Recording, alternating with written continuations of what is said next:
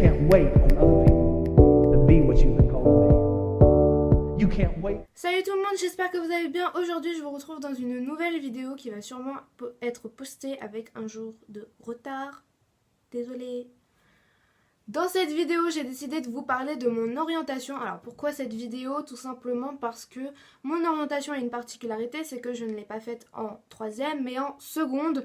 Et vu qu'on a été pas mal dans ma classe de seconde à s'être redirigé vers des filières technologiques, et que donc nous ne sommes pas les premiers et que donc nous ne serons sûrement pas les derniers, j'ai décidé de vous en parler, surtout par rapport à ma filière, parce que ça a été très très long parcours du combattant pour y entrer en première. Donc voilà, j'ai décidé de le partager avec vous, comme ça au moins vous serez au courant si vous tentez la même expérience que moi.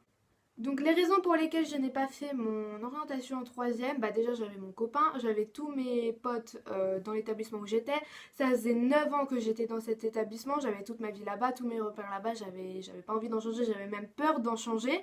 En plus de ça, pour couronner le tout, on avait notre établissement qui nous foutait une pression monstre pour le brevet, parce que c'était le genre d'établissement qui voulait ses 100% de réussite et rien d'autre.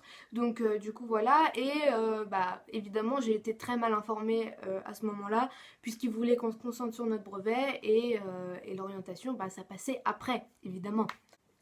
Du coup, j'ai été très mal informée par rapport aux filières technologiques qui existaient. J'ai donc fait ma seconde générale et technologique, mais du coup générale, puisque mon enseignement d'exploration c'était soit pour aller en ES, soit pour aller en L. Au final, quand je suis arrivée en seconde, je me suis rendu compte que les filières générales ce n'était pas du tout pour moi, mais alors pas du tout. La S, j'aimais pas les sciences et de toute façon j'avais pas le niveau. La ES, je sais pas lequel des deux je détestais le plus entre la matière SES et la prof, donc cette filière là c'était mort. Et en L, si je n'avais pas été acceptée en STD, je serais allée en L option art par défaut, puisque selon mon professeur d'anglais de l'époque, je n'avais pas le niveau en anglais. Du coup, j'ai commencé à me renseigner sur les filières technologiques. Le problème, c'est que la plupart acceptaient à partir de la première, sauf une, comme par hasard, celle qui m'intéressait le plus. Donc pourquoi j'ai choisi STD2A? Parce que de toute façon, la majorité des autres matières, des autres filières technologiques s'apparentait de près ou de loin aux sciences, et bah, vu que j'avais pas niveau pour aller en S, j'allais pas aller ailleurs, ou sinon c'était STMG ou des trucs comme ça, où c'était vraiment en rapport avec la ES et la gestion, l'économie, tout ça, c'est vraiment pas mon truc, donc j'ai tout de suite abandonné. Après j'ai essayé quand même de me renseigner par rapport aux filières professionnelles, mais il y avait vraiment très peu d'informations sur internet, surtout en ce qui concerne les filières artistiques. Du coup en fait je les ai découvertes cette année. C'est pourquoi je me suis retranchée sur STD2A. Sauf que vu que je n'avais pas eu l'enseignement d'exploration de 6 heures par semaine, la majorité des établissements que j'ai contactés m'ont refusé d'office pour une entrée en première STD. Du coup, il n'en restait que deux. Un qui était vraiment à côté de chez moi et qui était un public, et un qui est à un peu plus de 45 minutes en transport de chez moi, qui est un privé. Sauf que je ne voulais absolument pas retourner dans un établissement privé, puisque je venais déjà du privé et que j'avais besoin de retourner à des gens normaux, si je puis dire. Je ne dis pas que dans le privé ce ne sont pas des gens normaux, hein. Au contraire. Je dis juste que c'est pas pareil. Du coup, j'ai passé des entretiens, un fin juin, début juillet, je crois, dans l'établissement public, où en fait, ils nous ont donné 3 feuilles. On devait choisir entre ces 3 feuilles, où en fait, dessus, c'était tout simplement des œuvres de design, et qu'on devait proposer une analyse argumentée, etc. dessus. Je l'ai fait du mieux que j'ai pu.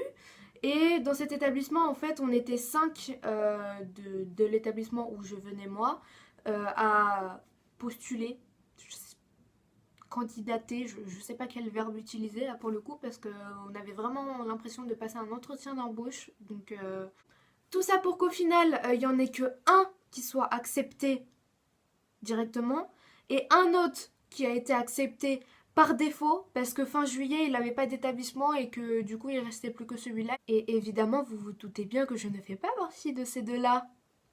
Ah non, sinon ce serait pas drôle.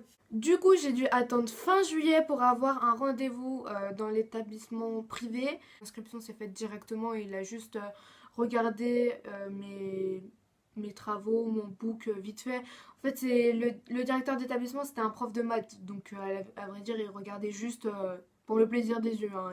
C'était pas du tout un juge ou quoi. Et il m'a accepté directement.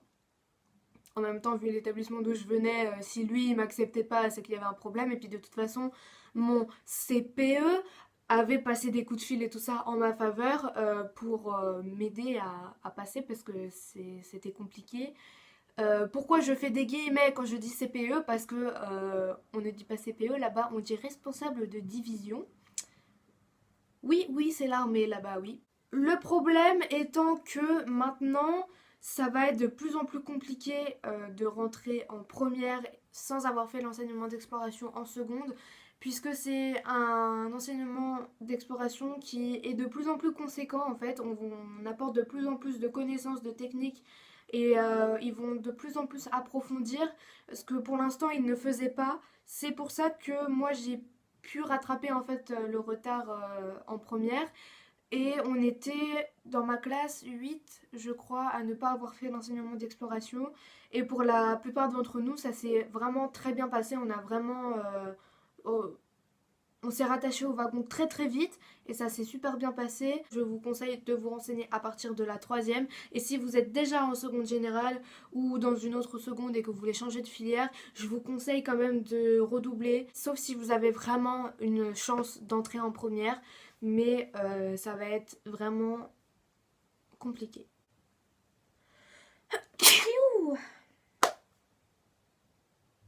Allergie, bonjour. Voilà tout le monde, j'espère que cette vidéo vous aura plu. N'hésitez pas à me dire comment s'est passée votre orientation pour vous dans les commentaires. Vous pouvez toujours commenter ma page Facebook et m'envoyer des mails si vous voulez.